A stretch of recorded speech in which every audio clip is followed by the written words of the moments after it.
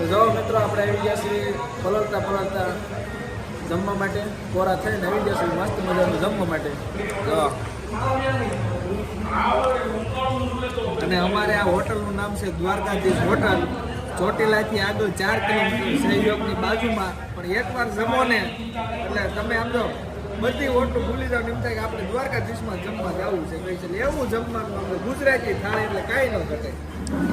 જો મિત્રો જમવાનું જુઓ, એકદમ શુદ્ધ શીરો છે, પછી ખીર છે, શાક છે, પાપડ, અથાણું, રોટલી, છાશ, દૂધ.